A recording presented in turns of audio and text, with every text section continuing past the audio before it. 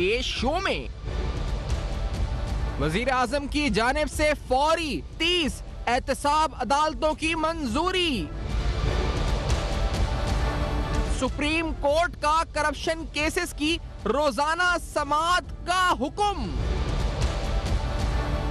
सालों से जेरे इल्तिवा मेगा करप्शन केसेस क्या मंतकी अंजाम की जानिब।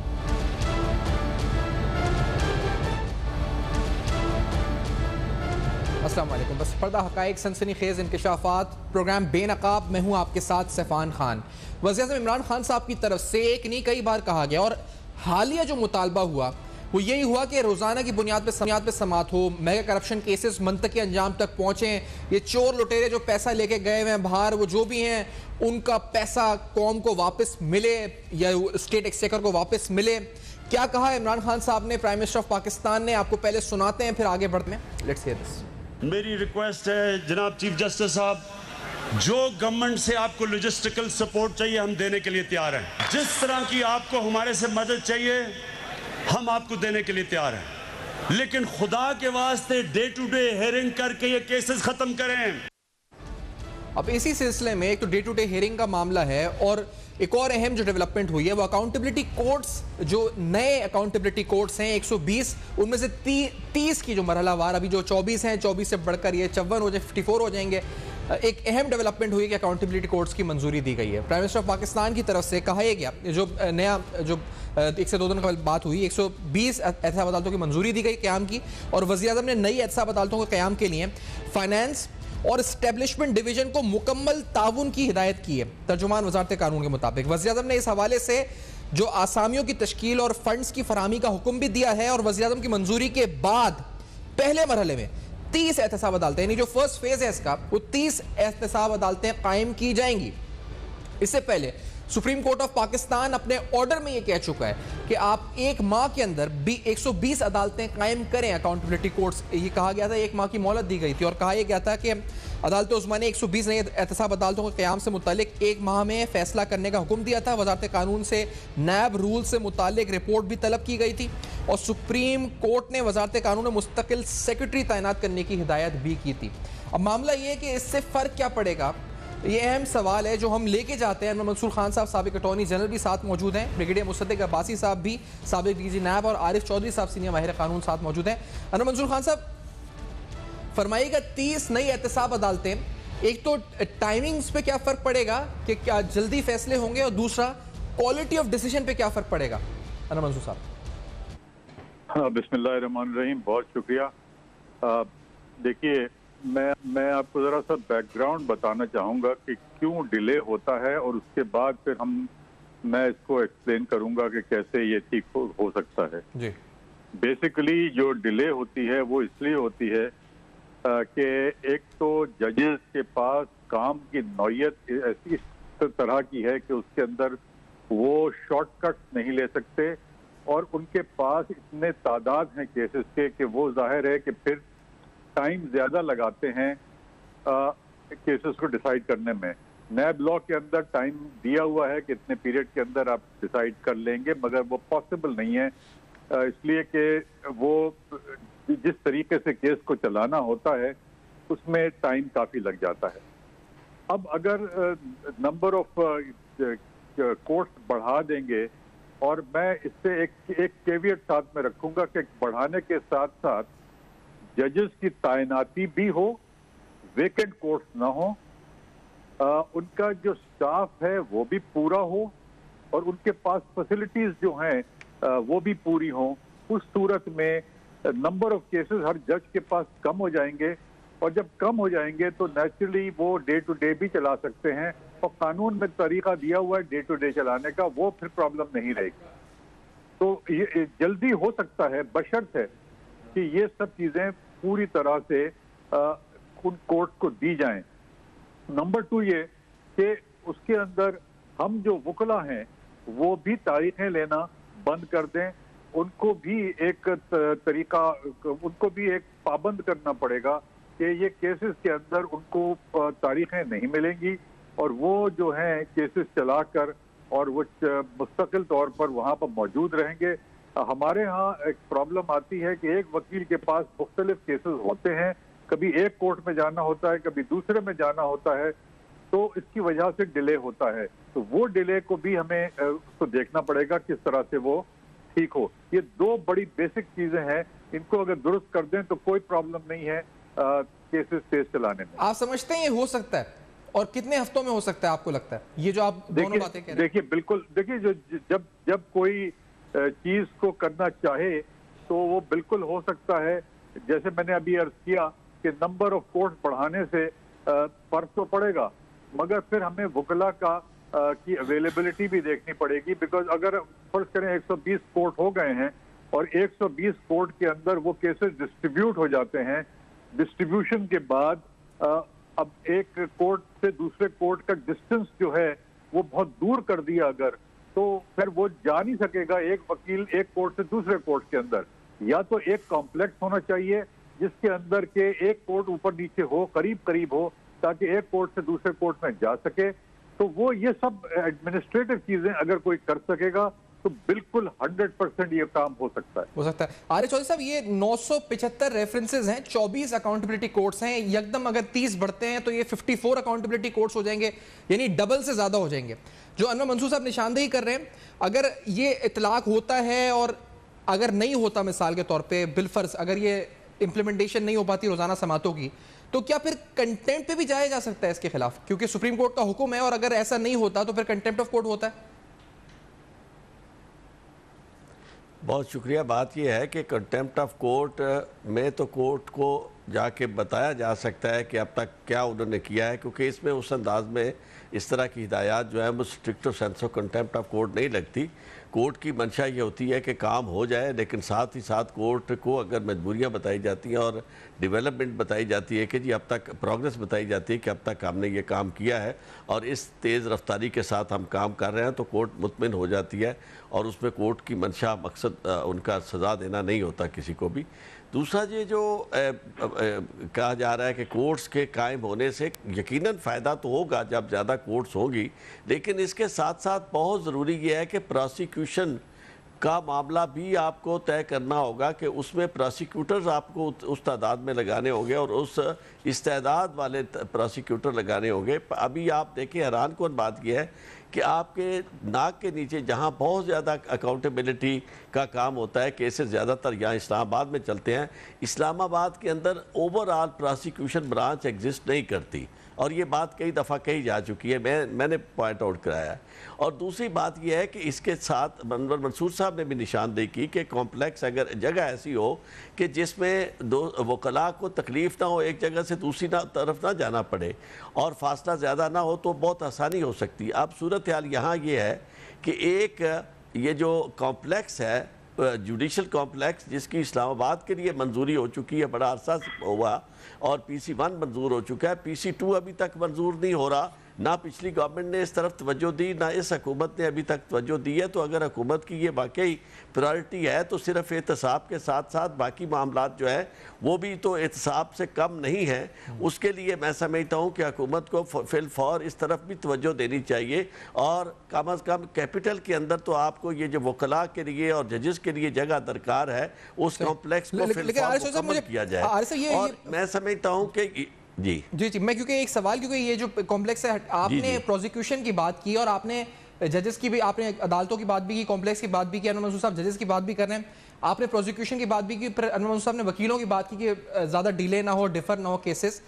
लेकिन ये जो तमाम चीज़ें इस वक्त हैं, अब नैब के ऊपर कितना बड़ा चैलेंज है कि वो करे। और अनवर मंसूर साहब, मैं अगर आपसे पूछूं, क्योंकि सेक्शन 16 है नैब का ऑर्डिनेंस का, जो कहता है कि रोज़ाना समाअत होनी चाहिए केस की और 30 दिन में फैसला होना चाहिए, तो कानून तो मौजूद है ऑन पेपर और पहले से मौजूद है, लेकिन अमल दरामद आज तक नहीं हुआ। तो अब एक फैसला भी आ गया, तो अब फैसले पे अमल दरामद कैसे होगा जब कानून पे अमल दरामद नहीं हुआ आज तक? तो अनवर मंसूर साहब जी बिल्कुल सही कह रहे हैं और मुझे आरिफ साहब की बात बिल्कुल सही लगती है कि इसमें पहले तो आप जो सबसे पहले आपने नैब की बात की, नैब को जब तक के अपने प्रोसिक्यूटर्स प्रॉपर तरीके से ट्रेन करके और उनको मुनासिब तरीके से पूरा मवाद नहीं दिया जाएगा, प्रोसिक्यूटर डेट मांगेगा इसके अंदर।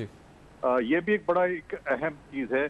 और जहाँ तक ताल्लुक है के लॉ में जी ये इशू जो है कि अगर लॉ में दिया हुआ है कि 30 दिन में वो हो जाए और डे टू डे हियरिंग हो, एक जजमेंट है, मुझे इसका अभी याद नहीं है, मेरा हाइसेंस शुगर के नाम से एक जजमेंट है जिसके अंदर उन्होंने ये कहा है कि अगर एक कोई कानून के अंदर कॉन्सिक्वेंसेस प्रोवाइडेड ना हो तो उस सूरत में वो डायरेक्टरी होता है, वो मैंडेटरी नहीं होता है। तो ये एक डायरेक्टरी प्रोविजन तो है मौजूद, और कोर्ट ने, सुप्रीम कोर्ट ने भी बड़े वाज़े तौर पर ये कह दिया है कि इसमें आपने डे टू डे चलाना है। तो कोशिश जरूर हो सकती है कि डे टू डे चलाना, मगर बाज दफा इतने मल्टीपल इसके अंदर इश्यूज आ जाते हैं जिसमें कोर्ट का कितने हद तक कोर्ट जो है वो बिजी है, कितने हद तक प्रोसिक्यूटर्स अवेलेबल हैं, या ट्रेंड प्रोसिक्यूटर्स हैं या नहीं है, या क्या उनको मवाद पूरा दिया गया है या नहीं दिया गया है, क्या वकला हर वक्त अवेलेबल होगा। एक केस चला रहा है वकील, उनका केस दूसरे कोर्ट में कॉल हो जाता है तो जाहिर है कि वो छोड़ के नहीं आ सकता है, तो वो क्या केस रखा जाएगा, किस तरह रखा जाएगा। इसमें इतने मल्टीपल चीजें हैं कि जिसकी वजह से थोड़ा बहुत डिले हो सकता है। एग्जैक्ट डे टू डे तो कहना नामुमकिन है कि वो चल सके। आप कह रहे हैं बहुत सी कॉम्प्लिकेशन हो सकती हैं। नैब के पॉइंट ऑफ व्यू से मुसद्दिक अब्बासी साहब, क्योंकि ये सवाल बड़ा अहम है कि अब प्रोसिक्यूशन क्या करेगी, क्योंकि प्रोसिक्यूशन पे सवाल उठ रहे हैं। अब ये आपसे जानेंगे, लेकिन एक मुख्तसर से ब्रेक के बाद मुसद्दिक अब्बासी साहब साबिक डीजी नैब से भी पूछते हैं कि पूरी सूरत हाल पे इस पर एक्शन किस तरह हो सकेगा। और नैब सेक्शन 16 में जब लिखा हुआ है कि 30 दिन के अंदर फैसला हो, समाते रोजाना हो, तो उस पर अमल दरामद आज तक हुआ क्यों नहीं? नैब के पर्सपेक्टिव से क्या मसला है, ये भी जानेंगे। और जो पिछली समातों में जो रिमार्क्स आए नैब की प्रोसिक्यूशन के बारे में, नैब के बारे में, वो भी ज़ेरे बहस, उनको भी आपके सामने ऑब्जेक्टिवली रिपोर्ट करेंगे। हमारे साथ रहिए।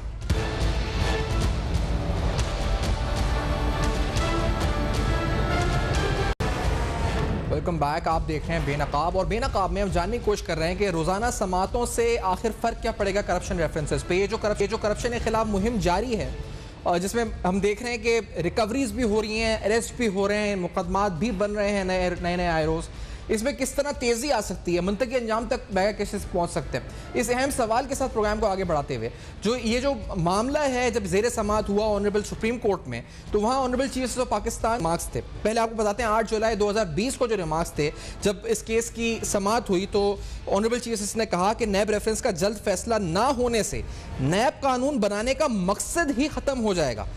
20 साल से नैब के रेफरेंसेस जेर इल्तिवा हैं, नैब का इदारा नहीं चल रहा, नैब रेफरेंसेस के फैसले क्यों नहीं हो रहे, सवाल उठाया और कहा कि क्यों ना नैब अदालतें बंद कर दें और नैब कानून को गैर आईनी करार दे दें।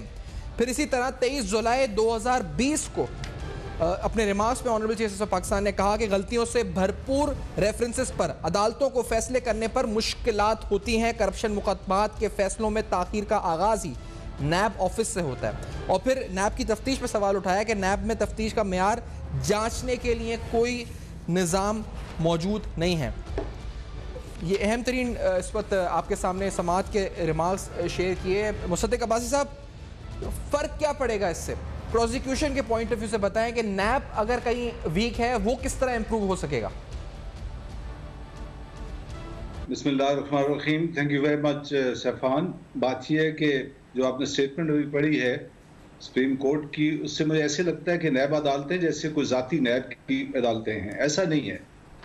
प्लीज़ रिमेंबर कि नैब की अदालतों के अंदर डिस्ट्रिक्ट एंड सेशन जज के लेवल का जो है ना वो जज बैठते हैं, और इनकी अपॉइंटमेंट जो है high court and supreme court करता है। ये नैब की अदालतें नहीं हैं, ये जुडिशल सिस्टम में वो पूरे एक जो सिस्टम है उसका एक हिस्सा है जी। तो ये नैब की अदालतें नहीं है, पहले ये वाज़ेह हो जाए। और नैब की जिम्मेदारी क्या बनती है वो मैं वाज़ेह कर देता हूँ। नैब का इंटरनल सिस्टम मैं एक्सप्लेन कर देता हूँ, बिकॉज यहाँ में दोनों जो मोहतरम अनवर मकसूद साहब और दूसरे मोहतरम मेरे दोस्त बैठे हैं, उन्होंने बहुत कम्प्रिहेंसिवली आसिफ साहब ने चीज़ कवर कर ली है। नैब का इंटरनल सिस्टम ये है कि हर रोज़ 4 बजे 4 o'clock एक मीटिंग होती है जिसको डायरेक्टर जनरल हेड करता है। उसमें डीपीजी होते हैं, डिप्टी प्रोसिक्यूटर जनरल अकाउंटेबिलिटी, जो कि एक सूबे को या उस नैब को रिप्रेजेंट करते हैं। साथ सारे प्रोसिक्यूटर होते हैं और इन्वेस्टिगेशन ऑफिसर्स भी होते हैं। उस दिन का जितनी भी कार्रवाई होती है हाई कोर्ट की और लोअर कोर्ट की, जिसको आप नैब कोर्ट्स कह रहे हैं, वो देखी जाती है कि कहाँ कहाँ पे किस किस ने अदालत को अटेंड किया, कौन कौन से केसेस मिस हुए, और अगले दिन जो पेशी होनी है उसमें किस किस प्रोसिक्यूटर ने कौन कौन से केस को लेके चलना है, और उसको कौन कौन सी एविडेंस चाहिए या एडिशनल एविडेंस या फाइल या व्हाटएवर सपोर्ट ही नीड्स, वो वहाँ पे डिसीजन दिया जाता है। तो नैब की जो जिम्मेदारी बनती है वो इस चीज़ की बनती है कि प्रोसिक्यूटर हाजिर हो और इन्वेस्टिगेशन ऑफिसर वहाँ पे मौजूद हो। होता क्या है प्रैक्टिकली, अच्छे वक्तों में ये होता था कि डेली जो रिपोर्ट होती थी, हमारे पास 4 अदालतें अगर पेशावर में थी, अगर 3 अदालतें पिंडी में थी, तो इनकी एक रिपोर्ट बनकर चीफ जस्टिस के पास जाती थी कि आज की कार्रवाई ये हुई और इतने केसेस सुने गए। तो दोनों तरफ से मॉनिटरिंग होती थी, हम अपनी तरफ से हर चीज़ अवेलेबल करते थे, और chief justice used to ensure कि नैब अदालतें जो है वो अपने एक्सपीडियंसी जो है ना दिखा रही हैं। तो इसमें सिस्टम जहाँ भी लैग कर रहा है कि दूसरी तरफ जो वकील आते हैं, वकील हज़रात आते हैं, वो बहुत हाई प्रोफाइल होते हैं, वो सुप्रीम कोर्ट में और हाई कोर्ट में उन्होंने जाना होता है। एंड मोस्टली जिस तरह अनवर साहब ने फरमाया कि होता ये है कि क्योंकि ये लोअर कोर्ट होती है तो वहाँ पे कह दिया जाता है कि वकील साहब जो है हाई कोर्ट में, वकील साहब सुप्रीम कोर्ट में, वहाँ पे वो जो केस पेंड हो जाता है। तो ये इंश्योर करना पड़ेगा, बड़ा ऐसा अमल है कि आया अदालतें बन गई, क्या डिस्ट्रिक्ट सेक्शन जज लेवल के लोग भी आपको अवेलेबल होंगे जजेस के तौर पे? अगर वो भी अवेलेबल हो गए, जिस तरह साहब ने फरमाया कि उनको उस लिहाज से एडमिनिस्ट्रेटिवली आपको सेटअप करना पड़ेगा। उसके करने के बाद नैब की जिम्मेदारी ये है कि प्रोसिक्यूटर भी मौजूद हो और इन्वेस्टिगेशन ऑफिसर भी मौजूद हो।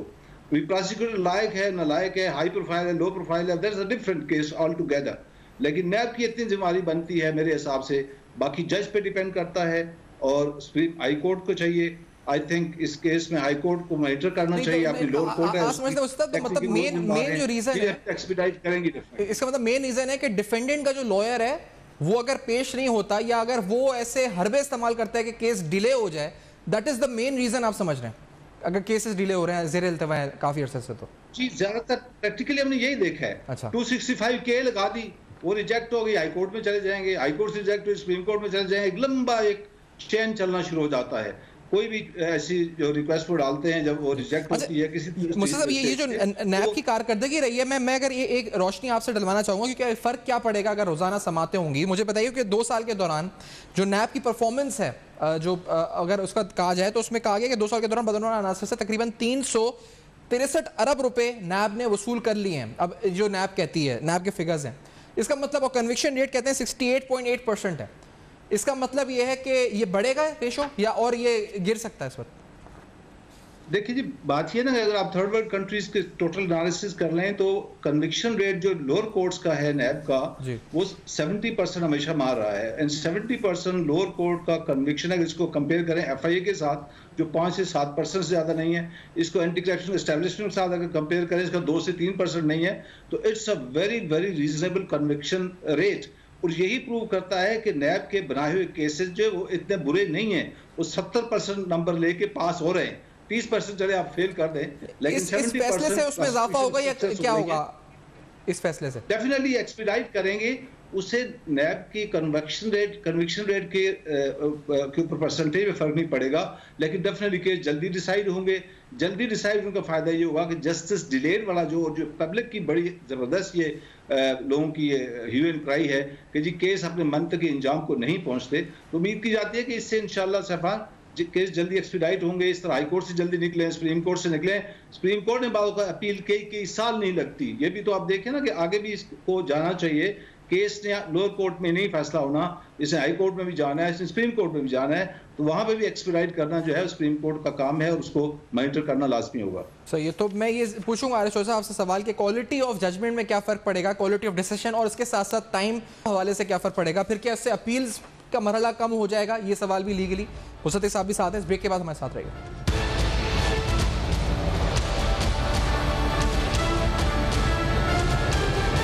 जावेद इकबाल साहब की सरबराही में जो नैब की कारकर्दगी रही है उनकी क़यादत में, इस पर रोशनी डालते हुए प्रोग्राम को आगे बढ़ाते हैं। नैब की कार पर मुसलसल हमने देखा है, ट्रांसपेरेंसी इंटरनेशनल हो, वर्ल्ड इकोनॉमिक फोरम हो, मुख्तलिफ इंटरनेशनल फोरम्स हैं, उसका एतराफ़ करते हैं।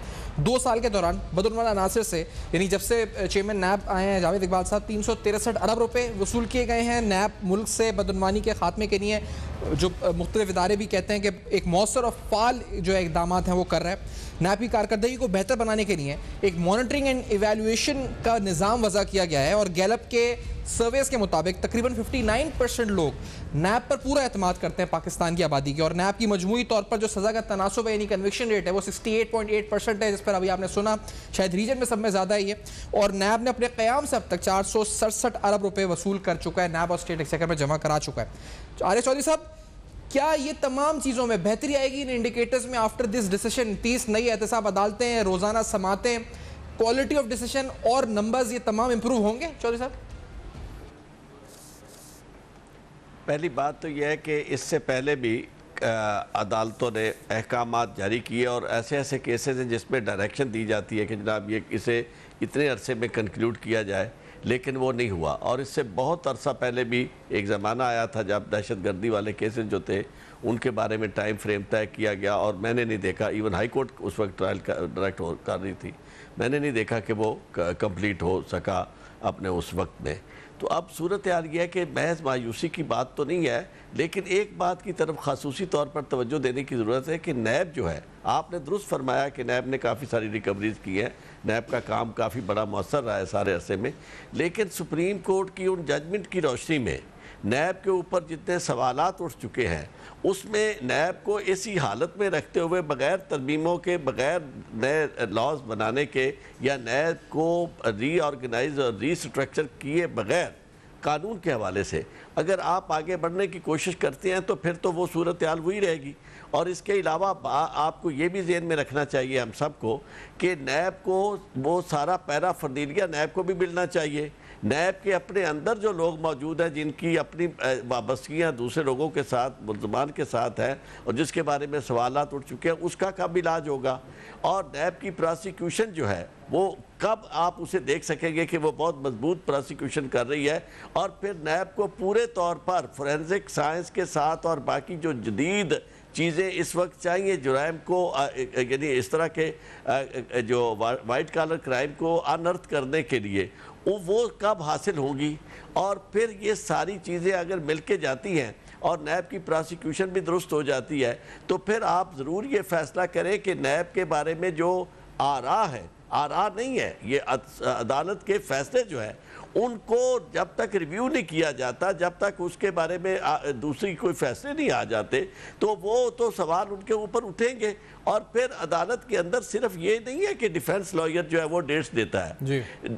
इसके अलावा और बड़ी वजह होती है, खुद जो प्रोसिक्यूटर्स होते हैं वो तैयार होके नहीं आते, रिकॉर्ड वहाँ अवेलेबल नहीं होता और जायज़ किस्म की मजबूरियाँ भी होती हैं जिसकी वजह से, और फिर स्ट्रक्चरल जो प्रॉब्लम्स है वो आते हैं, जगह का ना होना, पूरी प्रोसिक्यूशन ब्रांच का ना होना, और फिर तमाम वो सारी इंतज़ामात जो चाहिए, गवाहों को वहाँ पेश करने वाले गवाहों ने कहाँ से आना है, वो किस ज़माने के गवाह हैं और अब वो कहाँ जा चुके हैं, उनकी प्रोक्योरमेंट, उनको प्रोड्यूस करना अदालत के अंदर, सारी ये वो चीज़ें हैं जिसको आपको एक पैकेज डील के तौर पर लेना पड़ेगा जब तक आप नैब की अपनी एफिशिएंसी इंक्रीज़ नहीं करते और नैब के ऊपर जो साए हैं गहरे, यानी उन सवालात के उसका इलाज नहीं किया जाता। नैब की कारकर्दगी तो मुअस्सर होगी तो तभी अदालतें जो है, अदालतों को सही मानों में नैब जो है वो असिस्ट कर सकेगी। अगर अदालतों को सही मानों में नैब असिस्ट नहीं करती और फिर तो जो आप नैब के कोर्ट्स के जजेस रख रहे हैं उनका आपने किस म्यार क्या रख रहे हैं? क्या उन्हें उस म्यार पर रख रहे हैं जिस तरह पहले तैनातियां हो रही है जजेस की, या जी? बड़ी अहम बात है। मैं मुसद्दिक साहब, आप भी एक्सपीरियंस है नैब का, अब ये सवाल बार बार उठता है और हर जगह उठता है, आप खुद भी कह रहे हैं प्रोसिक्यूटर्स की क्वालिटी। सर आरिफ चौधरी साहब ने जो बात की बड़ी इंपॉर्टेंट है, अब अगर ये पूरा होलसम अगर नहीं आता एक पैकेज तो ये फिर मीनिंगलेस है, और होलसम पैकेज के अंदर नैब की प्रोसिक्यूशन की क्वालिटी बढ़ानी है, क्या इकदाम ज़रूरी है मुसद्दिक साहब? आरिफ साहब ने बड़ा सही पॉइंट आउट किया है। सैफान के हमारा जो वीकेस्ट लिंक रहा है वो इन्वेस्टिगेशन नहीं है, ये मैं बता दूं। इन्वेस्टिगेशन में हमारे जो इन्वेस्टिगेटर्स हैं हमने उनकी विद इन कंट्री और मुल्क के बाहर से भी ट्रेनिंग करवाई है। हमने FBI की हम इंस्ट्रक्टर बुला के उनकी ट्रेनिंग करवाई है, ये फोरेंसिक पे दे आर वेरी गुड। और एसेट्स के केसेस जो हैं उसमें Pakistan is one of the leading countries. China ने मैं बल्कि रिक्वेस्ट की थी कि एसेट्स रिकवरी में हमारे जो उनकी जो रीजनल लैब्स हैं उनकी ट्रेनिंग आप करवाएं। ये एक वक्त था, मैं इन्विटेशन आई थी। तो ऐसी बात नहीं है। प्रोसिक्यूशन जो हमारी इन्वेस्टिगेशन है वो बहुत हद तक, अगर आप थर्ड वर्ल्ड कंट्रीज में देखें, इस सब कंट्रीज के अंदर देखें, तो नैब का प्रोफाइल बहुत हाई है। इस लिहाज से जो वीकेस्ट लिंक आरिफ साहब ने बड़ा सही वो पॉइंट आउट किया कि हमारा प्रोसिक्यूटर तनख्वाह पे होता है, 1.5 लाख से 2 लाख उसकी तनख्वाह होती है। अभी कहाँ 2 लाख का एक एडवोकेट आप खड़ा करते हैं जिसकी माहवार तनख्वाह है, और सामने 2 करोड़ का आगे वकील खड़ा हो जाता है। तो ये एक डिफरेंस है जिसको हम किसी तरह से कवर नहीं कर सकते, ब्रिज नहीं कर सकते, बिकॉज ये सरकारी महकमा है। और अनवर साहब इससे बेहतर रोशनी डालेंगे कि सरकारी महकमे में ऐसे ही होता है, सरकारी वकील भी खड़ा होता है, साथ जो है ना वो सरकारी जो है पुलिस वाला खड़ा होगा या हमारा इन्वेस्टिगेटर खड़ा होगा। Exactly. तो ये एक सिकम है।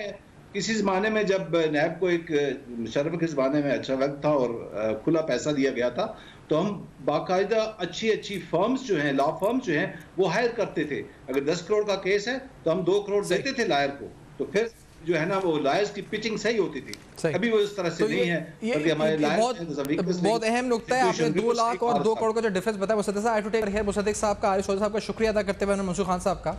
आगे बढ़ाएंगे प्रोग्राम को। एक अहम कौमी पैगाम के साथ आपके पास आएंगे। करप्शन तो है ही एक बीमारी जिसको हमें ख़त्म करना है, एक और बड़ी बीमारी जो आपके बच्चों को नुकसान पहुंचा सकती है। उस हवाले से पैगाम हमारे साथ रहेगा ब्रेक के बाद।